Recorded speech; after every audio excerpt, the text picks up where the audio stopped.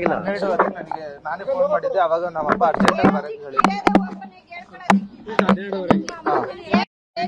ನಮ್ಮಪ್ಪ ಫೋನ್ ಮಾಡಿದ್ದು ಬೇಗ ಅರ್ಜೆಂಟಾಗಿ ಮನೆಗೆ ಬಾ ಅಂತ ಫೋನ್ ಮಾಡಿದ್ದು. ಏನು ವಿಷಯ ಅಂತ ಏನು ಹೇಳಿರಲಿಲ್ಲ.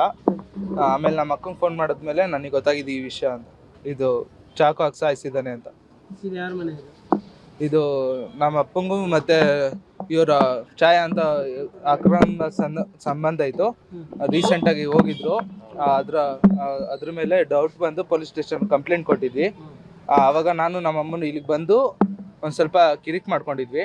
ಆಮೇಲೆ ನಮ್ಮಪ್ಪನೂ ನಾವು ಒಂದಾಗಿದ್ವಿ ಅಂಕಲ್. ಇವ್ರಿಗೂ ಏನೂ ಸಂಬಂಧ ಇರಲಿಲ್ಲ. ಆವಾಗ ಇವ್ರ ಮಗ ಫೋನ್ ಮಾಡಿ ಕರ್ಸ್ಕೊಂಡು ಚಾಕು ಹಾಕಿ ಸಾಯಿಸಿರೋದು ಅಂಕಲ್. ಅವ್ರ ಮಗನೇ ಕರ್ಸ್ಬಿಟ್ಟು ಚಾಕು ಹಾಕಿ ಸಾಯಿಸಿರೋದು.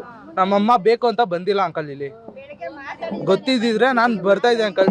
ನಾನು ಕಾಲೇಜಿಗೆ ಇವಾಗ ಗೊತ್ತಾಗಿರೋದು ಏನು ಅಂದರೆ ಅವ್ರ ಮಗನೇ ಕರ್ಸ್ಬಿಟ್ಟು ಕೊಲೆ ಮಾಡಿರೋದು ಅಂಕಲ್. ಇದು ಅವನೇ ಕರ್ಸ್ಬಿಟ್ಟು ಫೋನ್ ಮಾಡಿ ಕರ್ಸ್ಬಿಟ್ಟು ಕೊಲೆ ಮಾಡಿರೋದು ಅಂಕಲ್. ಅವನ ಮಗ ಅಂಕಲ್ ಜಗಳ ಆಗಿತ್ತು. ಅವಾಗ ಏನು ಕಿರಿಕ ಆಗಿರ್ಲಿಲ್ಲ. ನಮ್ಮ ಅಪ್ಪಂಗೂ ಮತ್ತೆ ಅವರ ತಾಯಿಗೂ ಇದು ಅಕ್ರಮ ಇದೇ ವಿಷಯಕ್ಕೆ ಜಗಳ ಆಗಿದ್ದು ಅಂಕಲ್. ಹೋದ ತಿಂಗಳಿಂದ ಆಗಿದ್ದು police station complaint. Byadrahalli police station ಅಲ್ಲಿ ಕೊಟ್ಟಿದ್ವಿ ಕಂಪ್ಲೇಂಟ್.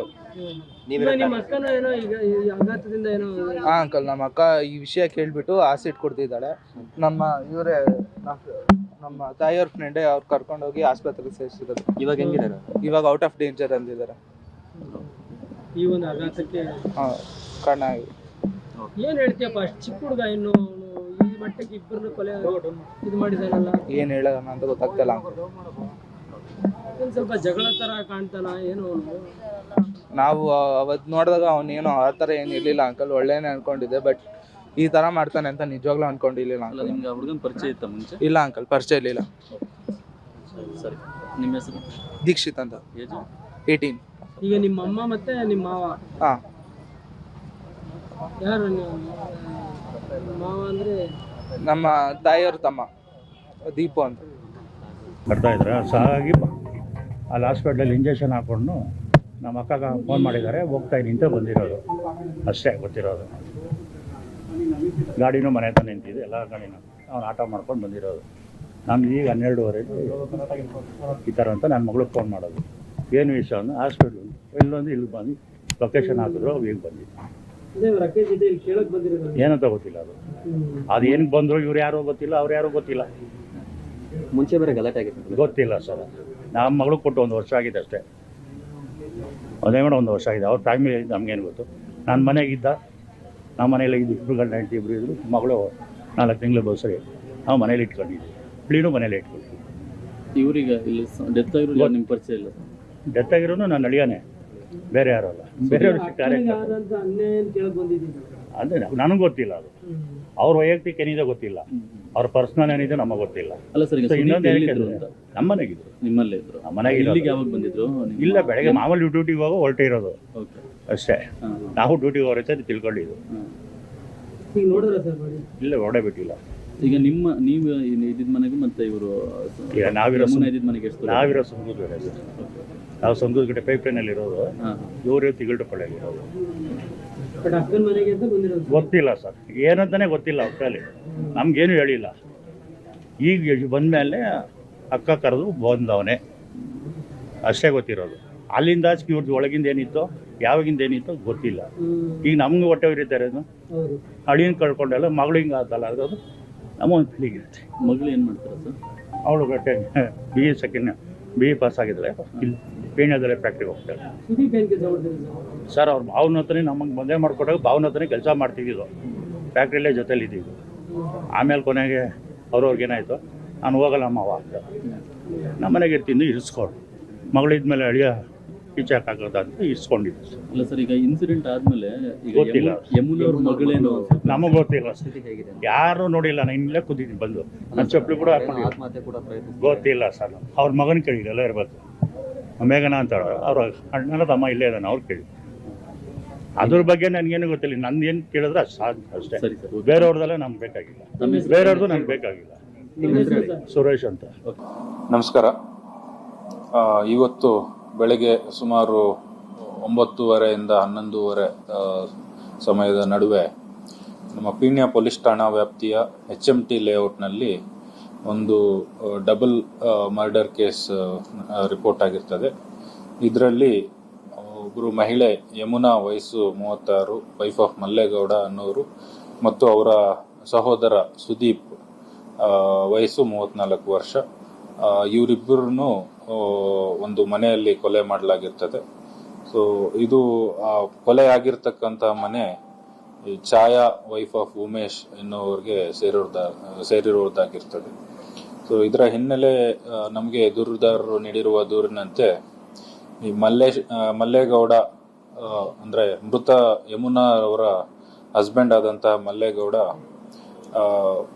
ಆತನಿಗೆ ಈ ಛಾಯಾ ಅನ್ನುವ ಮಹಿಳೆ ಜೊತೆ ಅಕ್ರಮ ಸಂಬಂಧ ಇದೆ ಅಂತ ಹೇಳ್ಬಿಟ್ಟು ಅವರ ಪತ್ನಿ ಯಮುನಾ ಕೆಲವು ತಿಂಗಳುಗಳಿಂದ ಮನೆಯಲ್ಲಿ ಜಗಳ ಮಾಡ್ತಾ ಇರ್ತಾರೆ, ಮತ್ತು ಈ ಛಾಯಾ ಜೊತೆಗೂ ಕೂಡ ಹಿಂದೆ ಕೂಡ ಜಗಳ ಮಾಡಿರ್ತಾರೆ ಅಂತ ತಿಳಿದು ಬಂದಿರ್ತದೆ.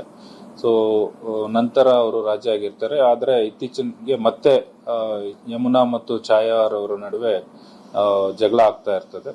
ಸೊ ಇವತ್ತು ಕೂಡ ಬೆಳಿಗ್ಗೆ ಯಮುನಾ ಮತ್ತು ಆಕೆಯ ಸಹೋದರ ಸುದೀಪ ಇಬ್ರು ಈ ಛಾಯಾರವರ ಮನೆ ಹತ್ರ ಬಂದು ಜಗಳಕ್ಕೆ ಶುರು ಮಾಡಿದಾಗ ಅವರ ನಡುವೆ ಈ ಒಂದು ಕೃತ್ಯ ನಡೆದಿರ್ತದೆ. ಆಗ ಈ ಛಾಯಾಳ ಒಬ್ಬ ಅಪ್ರಾಪ್ತ ಮಗ, ಕಾನೂನಿನೊಂದಿಗೆ ಸಂಘರ್ಷಕ್ಕೊಳಗಾದ ಬಾಲಕ, ಈತ ಚಾಕುವಿಂದ ಇವರಿಬ್ಬರಿಗೂ ತಿವಿದಿರೋದಾಗಿ ಪ್ರಾಥಮಿಕವಾಗಿ ತಿಳಿದು ಬಂದಿರ್ತದೆ.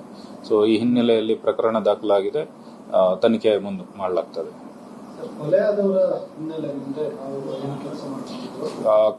ಕೊಲೆಯಾದವರ ಹಸ್ಬೆಂಡ್ ಯಾವುದೋ ಒಂದು ಫ್ಯಾಬ್ರಿಕೇಶನ್ ಯೂನಿಟ್ ನಡೆಸ್ತಾ ಇದ್ರು ಅಂತ ತಿಳಿದು ಬಂದಿದೆ.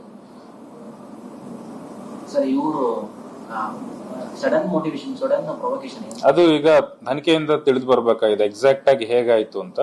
ಸೊ ಬೆಳಿಗ್ಗೆ ಅವರು ಮನೆಯಿಂದ ಬಂದು ಇಲ್ಲಿ ಇವ್ರ ಮನೆ ಹತ್ರ ಜಗಳ ಮಾಡಿದ್ದಾರೆ ಅಂತ ತಿಳಿದು ಬಂದಿದೆ. ಆ ಜಗಳ ಮಾಡೋ ಸಂದರ್ಭದಲ್ಲಿ ಚಾಕುವಿನಿಂದ ತಿವಿಯಲಾಗಿದೆ. ಸೊ ಈಗ ಚಾಕು ಎಲ್ಲಿಂದ ಬಂತು, ಪ್ರಯರ್ ಪ್ರಿಪರೇಷನ್ ಇತ್ತ ಏನು ಅನ್ನೋದು ತನಿಖೆಯಿಂದ ತಿಳಿದು ಬರ್ಬೇಕಾಗಿದೆ. ಅದೇ ಅದು ತಿಳಿದು ಬರ್ಬೇಕಾಗಿದೆ ಎಕ್ಸಾಕ್ಟ್ ಆಗಿ ಇವ್ರು ತಗೊಂಡೋಗಿದ್ರ ಅಥವಾ ಅಲ್ಲೇ ಮನೆಯಲ್ಲಿ ಅವರು ರೆಡಿ ಆಗಿದ್ದು ಇದು ಮಾಡಿದಾರ ಅನ್ನೋದು ತನಿಖೆಯಿಂದ ತಿಳಿದು ಬರ್ಬೇಕಾಗಿದೆ. ಇಲ್ಲ, ಈ ಹಿಂದೆ ಫ್ಯಾಮಿಲಿ ಜಗಳ ಆಗಿದೆ ಅಂತ ಹೇಳಿ ಒಂದು ದೂರನ್ನ ಕೊಟ್ಟು ಮತ್ತೆ ರಾಜಿ ಮಾಡ್ಕೊಂಡು ಹೋಗಿದ್ದಾರೆ ಅಂತ ತಿಳಿದು ಬಂದಿದೆ. ಆದ್ರೆ ಕೊಲೆ ಯತ್ನ ಅಥವಾ ಇದಕ್ಕೆ ಸಂಬಂಧಪಟ್ಟಂತೆ ಯಾವುದು ಇದಾಗಿಲ್ಲ. ಈ ಹಿಂದೆ ಅದೆಲ್ಲ ಇನ್ನು ತನಿಖೆ ಮಾಡ್ಬೇಕಾಗಿದೆ, ಎಕ್ಸಾಕ್ಟ್ ಆಗಿ ಗೊತ್ತಿಲ್ಲ. ಅದು ಇನ್ನೂ ನಮ್ಗೆ ಮಾಹಿತಿ ಇಲ್ಲ ಅದ್ರ ಬಗ್ಗೆ.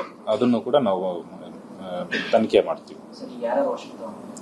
ಈಗ ಸದ್ಯಕ್ಕೆ ಈ ಛಾಯಾ ಮತ್ತು ಆಕೆಯ ಮಗ ಕಾನೂನಿನೊಂದಿಗೆ ಸಂಘರ್ಷಕ್ಕೊಳಗಾದ ಬಾಲಕ ಇದ್ದಾರೆ.